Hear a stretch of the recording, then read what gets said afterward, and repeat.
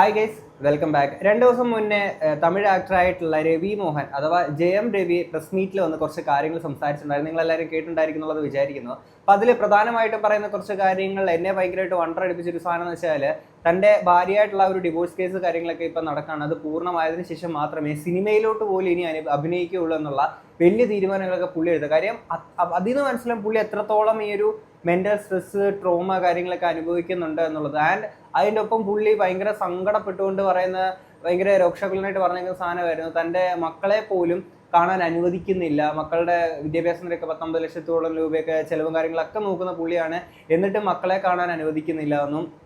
പിന്നീട് ഈ ഒരു ഭാര്യയായിട്ട് സെപ്പറേറ്റ് ആയിട്ട് ഇപ്പോൾ 2 വർഷത്തോളമായി.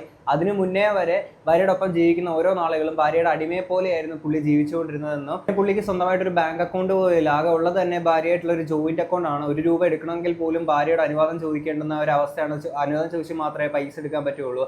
പിന്നെ ഇവരുടെ ലൈഫിലോട്ട് ഒരു 3 പേരുള്ള ഏതോ ഒരു ഇഡ്ഡലിയോ ദോശയോ അങ്ങനെ പറയുന്ന ഏതൊരു ഇഡ്ഡലി നടി എന്തോ കയറി വന്ന് കളിച്ചിട്ടുണ്ടായിരുന്നു എന്നുള്ള കാര്യങ്ങൾ പറയുന്നുണ്ടായിരുന്നു. ഒപ്പം തന്നെ ഈ കെന്നിഷ പുള്ളിക്കാരിക്ക് നേരിടേണ്ടി വരുന്ന ആ ഒരു സൈബർ അറ്റാക്കിനെ കുറിച്ചൊക്കെ പുള്ളി സംസാരിക്കുന്നുണ്ടായിരുന്നു. ആൻഡ് ഇപ്പോൾ ഈ ഇങ്ങനെ ഒരു പ്രസ് മീറ്റ് വരാനെ കൊണ്ട് പ്രധാനമായിട്ടൊരു കാരണമായിട്ടുള്ളത്, ഈ അടുത്തായിട്ട് കെന്നിഷ പുള്ളിയുടെ കാര്യയുടെ ഒരു കോൺസെർട്ട് പോലുള്ള എന്തോ ഒരു പ്രോഗ്രാമിൽ ജയം രവി പുള്ളി പോയിട്ട് ഹഗ് ചെയ്യാൻ കാര്യങ്ങളൊക്കെ ചെയ്തിട്ടുണ്ടായിരുന്നു. അപ്പോഴത്തേക്കിന് ഒരുപാട് സോഷ്യൽ മീഡിയയിൽ ഇത്തരത്തിൽ സൈബർ അറ്റാക്ക് ഭയങ്കരമായിട്ട് വന്നിട്ടുണ്ടായിരുന്നു. നിനക്ക് സ്വന്തമായിട്ടൊരു ഭാര്യ ഉള്ളപ്പോൾ തന്നെ ഇതുപോലെ മറ്റൊരു അവിഹിതത്തിന് പോയി അങ്ങനെ പറഞ്ഞ കുറേ സംഭവങ്ങളായിരുന്നു. ഏകദേശം ഒരു 10, 20, 26 മിനിറ്റോളം ഉള്ള ഒരു പ്രസ് മീറ്റ് ആയിരുന്നു. നിങ്ങൾ കണ്ടിട്ടുണ്ടാവും എന്നുള്ളത് ഞാൻ വിചാരിക്കുന്നു. ഇതിന്റെ തൊട്ട് പിന്നാലെ തന്നെ പുള്ളിക്കാരൻ്റെ ഇപ്പോൾ ഡിവോഴ്സ് കേസ് നടന്നുകൊണ്ടിരിക്കുന്ന ആ ഒരു ഭാര്യയായിരുന്ന ആരതി എന്ന് പറയുന്ന പുള്ളിക്കാരി എൻ്റെ ഒരു പ്രതികരണമായിട്ട് വന്നിട്ടുണ്ട്. ഒരു ഇൻസ്റ്റാഗ്രാം ഒരു പോസ്റ്റിലൂടെ ആയിരുന്നു പുള്ളിക്കാരി വന്നിട്ടുണ്ടായിരുന്നത്. ഇട്ടേക്കുന്ന പോസ്റ്റ് ഞാൻ ഇങ്ങോട്ട് വായിക്കാം. You never wake A sleeping lion, God help if she is A മമ lion. My dignified silence should never be mistaken for weakness or taken undue advantage of. If needed to protect my children and my dignity, I will step out of my comfort zone and face the world with the truth, because truth always prevails എന്നും പറഞ്ഞിട്ടുണ്ടായിരുന്നു പുള്ളിക്കാരി ഇട്ടിട്ടുണ്ടായിരുന്നത്. അതായത് ഉറങ്ങിക്കിടക്കുന്ന സിംഹത്തെ നിങ്ങൾ ഉണർത്തരുത് എന്ന് പറയുമ്പോൾ പുള്ളി ആ ഒരു പ്രസ് മീറ്റിൽ പറഞ്ഞേക്കുന്ന ഒരു സംഭവം ഉണ്ടായിരുന്നില്ലേ. അതായത് ഈ പറയുന്ന ഭാര്യയുടെ ഒരു അടിമയെ പോലെ ആയിരുന്നു പുള്ളിക്ക് കഴിയേണ്ടി വരുന്നു എന്ന് പറയുമ്പോൾ, ഈ പറഞ്ഞതിനകത്ത് തന്നെ പുള്ളിക്കാരുടെ ഒരു ഡോമിനൻസ് ഈ ഒരു പോസ്റ്റിനകത്തുള്ള നമുക്ക് വായിക്കാൻ സാധിക്കും. ഉറങ്ങിക്കിടക്കുന്ന ഒരു സിംഹത്തെ ഉണർത്തരുത് എന്നുള്ള രീതിയിൽ പുള്ളിക്കാരി പറയുമ്പോഴത്തേക്കിന്. എന്താണെങ്കിൽ ഇതിൻ്റെ തൊട്ട് പിന്നാലെ തന്നെ ഈ ആരതി എന്ന് പറയുന്ന ലേഡിയുടെ അമ്മ, പുള്ളിക്കാരി ഒരു ഫിലിം പ്രൊഡ്യൂസർ കാര്യങ്ങളൊക്കെയാണ്. പുള്ളിക്കാരി പ്രൊഡ്യൂസ് ചെയ്ത പടത്തിൽ ജയം രവി അഭിനയിച്ചിട്ടുണ്ടായിരുന്നു. ആൻഡ് ഇതിനകത്തിലും കുറച്ച് സംഭവ വികാസങ്ങളുണ്ടായിരുന്നു. മറ്റ് സിനിമയിലോട്ട് പോകാനെ കൊണ്ടുള്ള വിലക്കുകളും അങ്ങനെ കുറേ പ്രശ്നങ്ങൾ ഈ പുള്ളിക്കാരുടെ ഭാഗത്തുനിന്ന് ഉണ്ടായിട്ടുണ്ടായിരുന്നു. ആൻഡ് ഇവർ പറയുന്ന വർത്താനത്തിൽ നിന്ന് തന്നെ നമുക്ക് മനസ്സിലാക്കാൻ സാധിക്കും പുള്ളി അവിടെ പ്രസ് മീറ്റ് പറഞ്ഞേക്കുന്ന കുറേ കാര്യങ്ങളിൽ സത്യം ഉണ്ടെന്നുള്ളത്. എന്താണെങ്കിലും പറയുന്ന കാര്യങ്ങൾ നമുക്കൊന്ന് കേൾക്കാം. ഒരേ ഒരു விஷயம் ஏன் நான் இது பெருசப்படுத்தலைன்னா, ஒரு 16 வயசு பையன் இன்னைக்கு அவருக்கு பப்ளிக் எக்ஸாம், 10வது படிக்கிறாரு என் பேரன். இன்னைக்கு அவர் நிலைமை நீங்க யோசிச்சு பாருங்க. எக்ஸாம் எழுதிட்டு வெளியே வரும்போது எத்தனை மன உளைச்சல்ல அந்த பையன் இருக்கான்றது நீங்க புரிஞ்சுக்கிங்க. அதே நேரத்தில் அந்த பசங்களை என்ன துரதிருஷ்டமோ தெரியல, பார்க்க கூடாதெல்லாம் பார்த்துருக்காங்க, கேட்க கூடாதெல்லாம் கேட்டிருக்காங்க, ரொம்ப மன உளைச்சல்ல இருக்காங்க. இதுக்கு மேல மன உளைச்சல் கொடுக்கறதுக்கு நான் ஒரு பொறுப்பானவள். அந்த என்னோட கடமை அந்த பசங்களுக்கு மன உளைச்சல் கொடுக்க கூடாதுன்றது தான். கண்டிப்பா அத்தனை பொய்யான அவதூறுகளுக்கும் சம்பந்தப்பட்ட அவங்க கண்டிப்பா உங்களுக்கு பதில் சொல்லுவாங்க. எம்எல்ஏ வந்திருக்க அவதூறுகளும் നാനും ബദൽ ചൊല്ലുക. കോടതിയിൽ ഈ കേസ് നടക്കുന്നത് കൊണ്ട് കുറെ കാര്യങ്ങളൊന്നും പുറത്തു പറയാൻ പറ്റത്തില്ല എന്നുള്ള രീതിയിൽ ഇവർ പറയുന്നുണ്ടായിരുന്നു. പിന്നെ ഇപ്പൊ ഇവിടെ പറഞ്ഞേക്കുന്നത് തന്റെ 10-16 വയസ്സുള്ള പേരക്കുട്ടി, അതായത് ജയൻ രവിയുടെ മകൻ, ആ കുട്ടിക്ക് ഇത്തരത്തിൽ പബ്ലിക് എക്സാം കാര്യങ്ങളൊക്കെ നടന്നുകൊണ്ടിരിക്കുകയാണ്. അങ്ങനെ ഇരിക്കെ പുള്ളി വന്ന് ഇങ്ങനെ ഒരു കാര്യങ്ങളൊക്കെ പബ്ലിക്കായിട്ട് പ്രസ് മീറ്റിലൊക്കെ വന്ന് പറഞ്ഞത് ഭയങ്കര ബുദ്ധിമുട്ടായി, പ്രശ്നങ്ങളായി എന്നുള്ള രീതിയിലൊക്കെയാണ് പുള്ളിക്കാരി പറയുന്നത്. ബാക്കി ഞങ്ങളെ பார்க்கவே வர்றதெல்லாம் சொல்லிருக்காரு ஜெயம் ரவி. உண்மையா அது பொய் இல்ல, அது யாராலையுமே பண்ண முடியும். മക്കളെ കാണാൻ പറ്റില്ല എന്നൊക്കെ പുള്ളിക്കാരൻ പറഞ്ഞതാണെങ്കിൽ കള്ളമാണ്, അങ്ങനെ ആരെ കൊണ്ടും പറ്റില്ല എന്നൊക്കെയാണ് ഇവർ പറയുന്നത്. അപ്പം എന്താണെങ്കിലും പുള്ളി ആ ഒരു പ്രസ് മീറ്റിൽ ആ പറഞ്ഞിരിക്കുന്ന ഭാഗം നമുക്ക് കേൾക്കാം. അത്രത്തോളം വികാരഭരിതനായിട്ട് പറഞ്ഞിരിക്കുന്ന ഒരു സംഭവമായിരുന്നു, നമുക്കത് കേൾക്കാം. என்னோட லைஃப் ஹாப்பியஸ்ட் டேன்னு நான் ட்வீட் பண்ண அவனும் நானும் சேர்ந்து டிக் டிக் டிக் படம் நடிக்கும் போது ஏன் பிள்ளைங்க நான் எப்படிங்க விடுவேன்? கேட்டுதான் இருப்பீங்களா? இப்படிதான் 50 லட்சம் ரூபா தெரியுமா?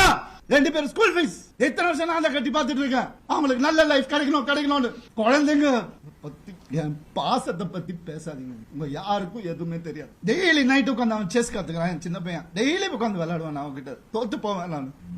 என்ன சொல்றீங்களா? குழந்தைங்க மேல அன்பு இல்லைன்னு பார்க்க விட மாட்டாங்க. போன் கான்ஃபிஸ்கேட் பண்ணி வச்சிருக்காங்க. സ്കൂളിൽ ബോഡി ഗാർഡ് അനുപ്പുறாங்க. ഞാൻ പസங்க பார்க்கணும். ഇതായിരുന്നു പുള്ളിയോടെ പറഞ്ഞിട്ടുണ്ടായിരുന്നത്. അപ്പോൾ ഇത് കേൾക്കുമ്പോഴത്തേക്കിന് നമുക്കാണെങ്കിൽ കേൾക്കുമ്പോൾ പുള്ളി ഇത്രയും വലിയൊരു ആക്ടറായിട്ടുള്ള ഒരാൾ ഇത്രയും ഒരുപാട് സമ്പാദിച്ചു, പക്ഷെ സ്വന്തം മകന്റെ കാര്യത്തിൽ മകനെ കാണാൻ പോലും അനുവാദം കിട്ടണില്ല എന്നുള്ള രീതിയിലൊക്കെ പുള്ളി പറയുമ്പോൾ സ്വാഭാവികമായിട്ട് നമുക്ക് കേൾക്കുമ്പോൾ അയ്യോ ഇതെന്താ ഇങ്ങനൊരു ലൈഫിൽ ഇങ്ങനെയൊക്കെ സംഭവിച്ചെന്നുള്ള രീതിയിൽ സ്വാഭാവികമായിട്ട് നമുക്ക് തോന്നും. അതിനുശേഷം പുള്ളിയുടെ ഈ ഒരു കല്യാണം തന്നെ, ആരതിയായിട്ടുള്ളൊരു കല്യാണം നടന്നു തന്നെ പുള്ളിക്കാരി ഇതുപോലെ കൈയൊക്കെ മുറിച്ചിട്ട് ഇതുപോലെ ഭീഷണിപ്പെടുത്തിയിട്ടൊക്കെയാണ് ഇത്തരത്തിൽ കല്യാണം കഴിപ്പിച്ചെന്നുള്ള കാര്യം പുള്ളി പ്രസ് മീറ്റിൽ പറയുന്നുണ്ടായിരുന്നു. പക്ഷേ ഇവരുടെ അടുത്ത് അത് ചോദിക്കുമ്പോൾ, മീഡിയാസ് ചോദിക്കുമ്പോഴത്തേക്കും ഇവർ പറയുന്നത് വേറെ രീതിയിലാണ്, ഇത് നേരെ തിരിച്ചാണെന്നുള്ള രീതിയിലാണ് പറയുന്നത്. നമുക്ക് கேட்கலாம். இல்ல ஜெயம் ரவி அவங்களுக்கான திருமணமே வந்து பிளாக்மெயில் பண்ணி தான் கல்யாணம் பண்ணாங்கன்னு ஒரு மிகப்பெரிய ஒரு குற்றச்சாட்டை வச்சிருக்காரு. அதை எப்படி பாக்குறீங்க? உங்களுக்கு 2008 வந்துட்டு நீங்க ஒரு விகடன்ல வந்து ஒரு இது வந்திருக்கு, ஒரு இன்டர்வியூ இல்ல ஒரு பேஜ் ஃபுல்லா வந்துட்டு வந்திருக்கு. கண்டிப்பா நான் வந்துட்டு அது எப்படி தேடி கண்டுபிடிச்சு எடுப்பேன். அதுல யாரு பிளாக்மெயில் பண்ணி யாரு கையை அறுத்துக்கிட்டு கல்யாணம் கேட்டாங்கன்றது வந்துட்டு 2008 വന്നിருக்கு. പണ്ടേ അതൊരു മാഗസീനിൽ കൊടുത്ത ഇന്റർവ്യൂവിൽ ജയം രവി പറയുന്നുണ്ട് ഇത് നേരെ തിരിച്ചാണ്, പുള്ളിയാണ് ഇത്തരത്തിൽ കൈയൊക്കെ മുറിച്ചിട്ട് ഇങ്ങനെ ചെയ്തതെന്നുള്ള രീതിയിൽ പറയുന്നുണ്ട്. അപ്പം ഇനിയും അത് എവിടുന്നേലൊക്കെ പൊക്കി എടുത്തുകൊണ്ട് വരാന്നുള്ളതാണ് പുള്ളിക്കാരി ഇവിടെ പറഞ്ഞിരിക്കുന്നത്. ഇത് കഴിഞ്ഞിട്ട് ഈ സിനിമയിൽ പുള്ളി അഭിനയം നിർത്തുകയാണ്, ഈ കേസ് കാര്യങ്ങളെ കഴിഞ്ഞതിന് ശേഷം മാത്രമേ അഭിനയിക്കൂ എന്നുള്ള കാര്യം പറയുന്നുണ്ട്. അതിനെ പറ്റിയിട്ട് ചോദിക്കുമ്പോൾ പറയുന്നേക്കാം. அது அவரோட இஷ்டங்க. இத்தனை வருஷமா வந்துட்டு இல்லாத ஒரு முடிவு எடுத்திருக்காங்கன்னா அது வந்துட்டு எங்களுக்கு சம்பந்தப்பட்டது. അവർക്കത് സംബന്ധപ്പെട്ട വിഷയമൊന്നുമില്ല, അവരെ ബാധിക്കുന്ന കാര്യമല്ല. പക്ഷേ ഈ പറയുന്ന പുള്ളിക്കാരി തന്നെ ജയം രവിനെ വെച്ചിട്ട് പ്രൊഡ്യൂസ് ചെയ്ത പടങ്ങളും ഉണ്ട്, അതോടെ ആലോചിച്ച് നോക്കണം. പക്ഷെ പുള്ളിക്കാരിക്ക് അതൊന്നും സംബന്ധപ്പെട്ട കാര്യങ്ങളൊന്നുമില്ല. ആ സമയത്ത് മറ്റ് സിനിമകളിലോട്ട് പോകാനുള്ള വിലക്കും അങ്ങനെ കുറേ കാര്യങ്ങളായിരുന്നു. പക്ഷെ പുള്ളിക്കാരിക്ക് അതൊന്നും സംബന്ധപ്പെട്ട കാര്യങ്ങളല്ല. காசு கூட என்ன செலவழிக்க விடுவது கிடையாது. எனக்கு இந்த ஒரு அக்கௌண்ட்டையும் அவங்க வந்து அபகரிச்சிட்டாங்க அப்படின்னு உங்க மேலயும் மகள் மேலயும் ஒரு குற்றச்சாட்டு வச்சிருக்காங்க. இந்த அவதூறு வந்துட்டு ஏற்கனவே வந்துட்டு கோர்ட்லயே கொடுத்துருக்காங்கங்க. ஒரு கல்யாணம் ஆகி வந்து புருஷன் பொண்டாட்டி ஆனதுக்கு அப்புறம் உன் அக்கௌண்ட் என் அக்கௌண்ட்னு எனக்கு தெரியல, அது இப்ப மாறி இருக்கலாம். ஆனா வந்துட்டு ஒரு குடும்பமா இருக்கும்போது எல்லாமே ஒண்ணுதான். ഇവരെന്താണെന്നും ജയൻ രവി പറഞ്ഞ കാര്യങ്ങളിൽ കുറേയൊക്കെ സത്യങ്ങളുണ്ടെന്നുള്ളത് ഈ ഒരു ഒറ്റ ഡയലോഗ് കേട്ടാൽ നമുക്ക് മനസ്സിലാക്കാൻ സാധിക്കും. ഇവർ പറഞ്ഞ കാര്യം എന്താണെന്ന് വെച്ചാൽ ഈ പറയുന്ന പുള്ളിയുടെ പൈസ കാര്യങ്ങളൊക്കെ ഭാര്യയോട് ചോദിച്ചിട്ട് മാത്രമല്ല എടുക്കാൻ പറ്റുള്ളൂ, ജോയിന്റ് അക്കൗണ്ടും കാര്യങ്ങളൊക്കെ അല്ലേ ചോദിച്ച് മാത്രമല്ല എടുക്കാൻ പറ്റുള്ളൂ. അപ്പം ഇവർ പറയുന്നത് ഭാര്യയും ഭർത്താവുമ്പോൾ അങ്ങനെയൊക്കെയാണ് ഒരുമിച്ച് അങ്ങനെയല്ലേ ചെയ്യേണ്ടതെന്നുള്ള രീതിയിലാണ് ഇവരിവിടെ പറയുന്നത്. ഇതേ സമയം നേരെ തിരിച്ചാണെങ്കിൽ ഇപ്പം ഭാര്യയുടെയും ഭർത്താവിൻ്റെ ജോയിന്റ് അക്കൗണ്ട്, ഭാര്യയ്ക്ക് ₹1 അധ്വാനിച്ചുണ്ടാക്കുന്ന പൈസ എടുക്കണമെന്നുണ്ടെങ്കിൽ ഭർത്താവിൻ്റെ അനുവാദം വേണം അത് ചിലവാക്കണമെന്നുണ്ടെങ്കിൽ. അങ്ങനെ വരുമ്പോൾ എന്താ പറയുക, പുള്ളി തന്നെ പറയുന്നുണ്ടായിരുന്നു ഈ ഫെമിനിസം എന്താണെന്ന് അറിയാവോ, ഇതല്ല ഫെമിനിസം എന്നൊക്കെ പറഞ്ഞിട്ടുണ്ട്. ഇത് പുള്ളിക്കാരി ഈ ആരതി എന്ന് പറയുന്ന ലേഡി നല്ല ഫെമിനിറ്റിയാണ്.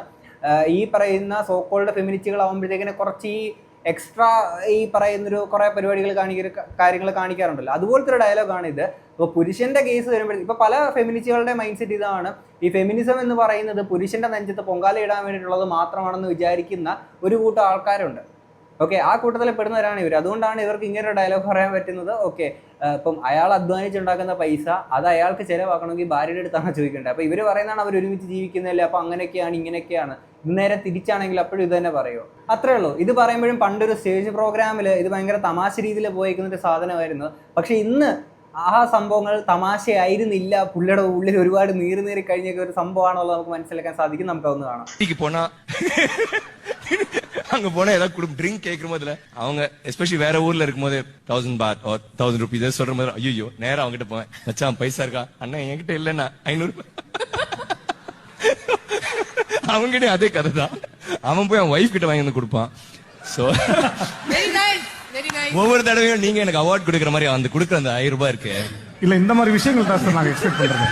അത് വന്ന് അന്നത് തമാശയായിരുന്നു. എന്നാൽ ഇതിന്റെ റിയാലിറ്റി എന്താണെന്നുള്ളത് ഇന്ന് എല്ലാവർക്കും മനസ്സിലാവുന്നുള്ളത് വിചാരിക്കുന്നു. ഇനി ഇതിന് ശേഷം ഭാര്യ വീട്ടുകാർക്ക് ഈ പറയുന്ന ചികിത്സയ്ക്ക് ചെലവിനും വേണ്ടിയിട്ടൊക്കെയാണ് 10-25,000 രൂപയോളം പുള്ളി എല്ലാ മാസവും കൊടുക്കുന്നുണ്ടായിരുന്നു.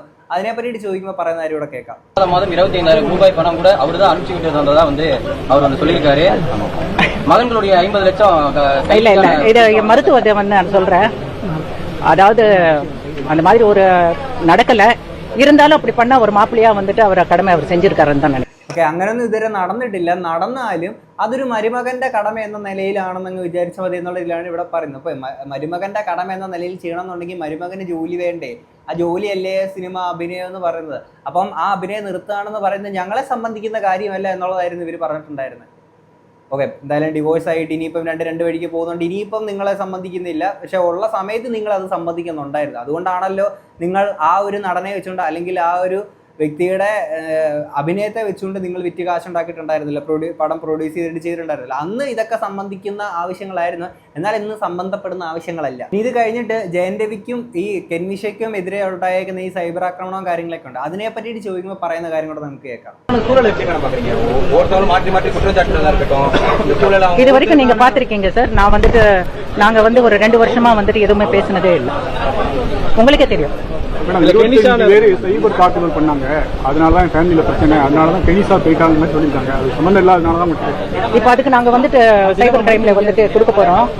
ஏன்னா அப்படியே இது பலான ஆளு கொடுக்கலன்னா അത് യാർ കൊടുത്താങ്ങട്ടത് ഞങ്ങൾ കണ്ടുപിടിക്കും. സംഭവം ഇവരല്ല ചെയ്തേക്കുന്നത്, ഇവർക്ക് അറിയത്തില്ല. അത് ആരാണെങ്കിലും അവരെ കണ്ടെത്തണം, അതിന് വേണ്ടിയിട്ട് കേസ് കൊടുക്കണം എന്നുള്ള കാര്യങ്ങളൊക്കെയാണ് ഇവർ പറഞ്ഞേക്കുന്നത്. അപ്പം ഇവരല്ല എന്നുള്ളത് പറയുമെങ്കിൽ പോലും ഇവർ ചെയ്യുന്ന അടുത്തൊരു കാര്യമുണ്ട്, ഡിറ്റക്റ്റീവിനെ വെച്ചിട്ട് അന്വേഷിപ്പിക്കുക.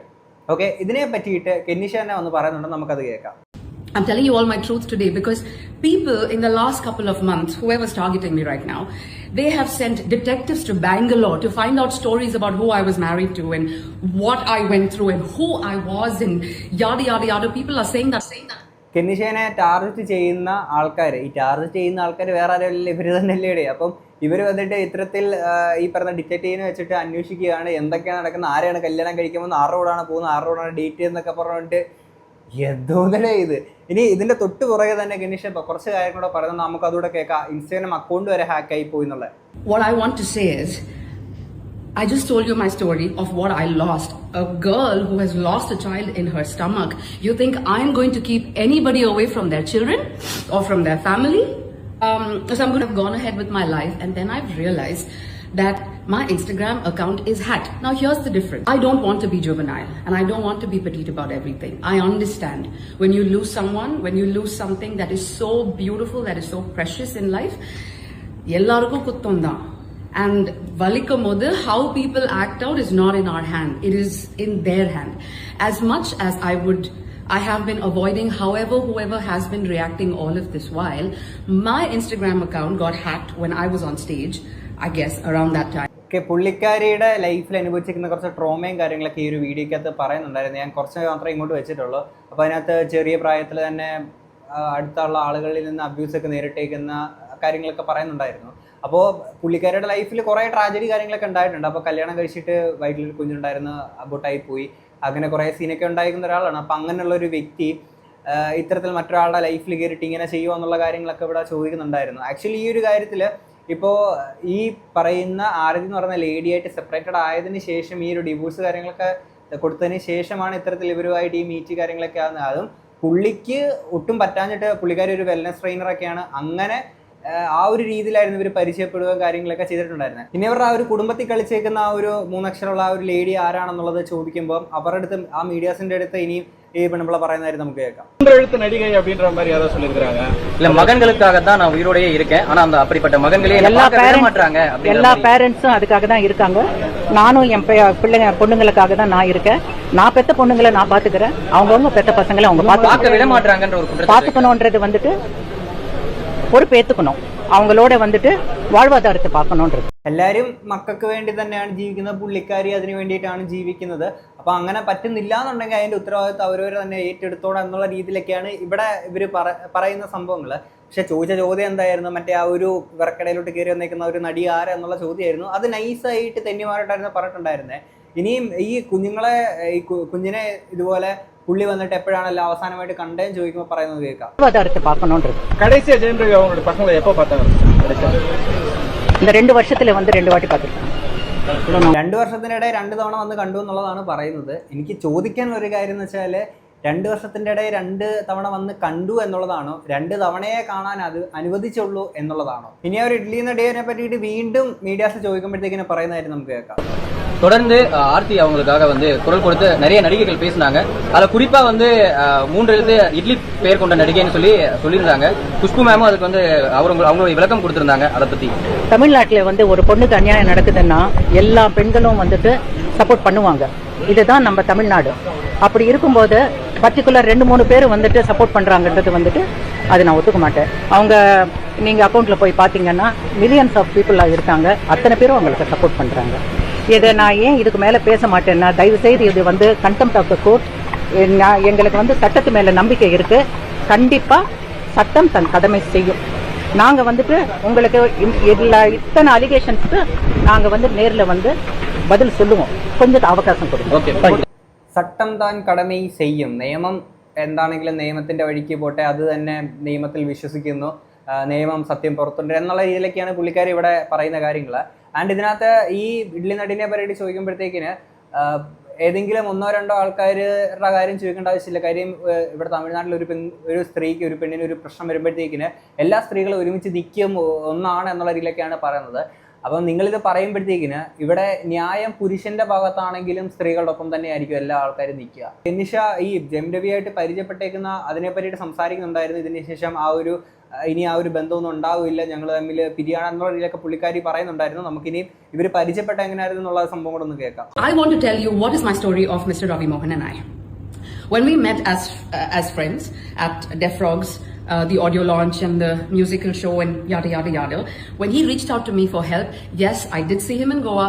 Yes, I did listen to what he wanted in therapy, and yes, I gave him immediate advice that I'm not going to be the best person to support, and I will be a friend to help through the journey. Now that Jayaravi വൈഫുമായിട്ട് പിരിഞ്ഞതിന് separate ആയതിനു ശേഷം ഒരുപാട് ഈ പറയുന്ന mental സ്ട്രെസ്സും കാര്യങ്ങളൊക്കെ ഇത്രയും കേൾക്കുമ്പോൾ തന്നെ ഇവരുടെ ഈ മീഡിയാസിൻ്റെ അടുത്ത് ഇവർ പറയുന്നത് കേൾക്കുമ്പോൾ തന്നെ കുറച്ച് നമുക്ക് ഏകദേശം ഒരു ധാരണ കിട്ടല്ലോ. അപ്പം അങ്ങനെ കുറേയൊക്കെ അനുഭവിച്ചിട്ട് അത്രയും സ്ട്രെസ്സും ഇത് താങ്ങാൻ വയ്യാതെ പുള്ളിക്കാരി ഒരു വെൽനസ് ട്രെയിനർ ആണല്ലോ. അപ്പം അങ്ങനെ മീറ്റ് ചെയ്യാനെ കൊണ്ട് പോയതാണ്. ശേഷം പുള്ളിക്കാരിക്ക് മനസ്സിലായി പുള്ളിക്കാരിയെ കൊണ്ട് ഇത് എടുത്താൽ പൊങ്ങൂല, അത്രയ്ക്ക് ബുദ്ധിമുട്ടാണ്, മാനേജ് ചെയ്യാൻ പാടാണെന്ന് മനസ്സിലായപ്പോഴത്തേക്കിന് ഓക്കെ ഞാനൊരു ഫ്രണ്ടായിട്ട് സപ്പോർട്ട് ചെയ്ത് കൂടെ നിൽക്കാമെന്നൊക്കെ പറഞ്ഞ് അങ്ങനെയുള്ളൊരു പരിചയപ്പെടലായിരുന്നു ഇവരുടെ എന്നുള്ളതായിരുന്നു പറഞ്ഞിട്ടുണ്ടായിരുന്നത്. എന്താണെങ്കിലും ഉറങ്ങിക്കിടക്കുന്ന സിംഹം ഉണർന്നിട്ടുണ്ട് അല്ലെങ്കിൽ ഉണരാൻ പോവുകയാണ് എന്നുള്ള കാര്യങ്ങളൊക്കെ ഇപ്പുറത്ത് പറയുന്നുണ്ടായിരുന്നു. എന്താണെങ്കിലും ആ ഒരു ഉണരാൻ പോകുന്ന അല്ലെങ്കിൽ ഉണരുന്ന സിംഹത്തിന് എന്താണ് പറയാനുള്ളതെന്നുള്ളത് ചിലപ്പോൾ നമുക്ക് വരും ദിവസങ്ങളിൽ കേൾക്കാൻ പറ്റുമായിരിക്കും.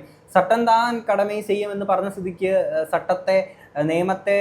നിയമത്തിന്റെ ഈ ഒരു കോംപ്ലിക്കേഷൻസ് എല്ലാം തീർന്നതിന് ശേഷമായിരിക്കുമോ പറയാം, അല്ലെങ്കിൽ അതിന് മുന്നേ ആണോ, ഇവരുടെ സൈഡ് എന്താണ്, ആദ്യം പുള്ളിക്കാരിക്ക് പറയാനുള്ളതെന്നുള്ളത് നമുക്ക് അറിയില്ല. എന്താണെങ്കിലും നമുക്ക് നോക്കി തന്നെ കാണണം. എന്താണെങ്കിലും ഇത്രയും കിട്ടും. നിങ്ങൾക്ക് എന്താ തോന്നുന്നത് എന്നുള്ളത് തീർച്ചയായും കമന്റ് ബോക്സിൽ പറയാം. നമുക്ക് അടുത്തൊരു വീഡിയോ കാണാം. അപ്പോൾ ശരി, ബൈ.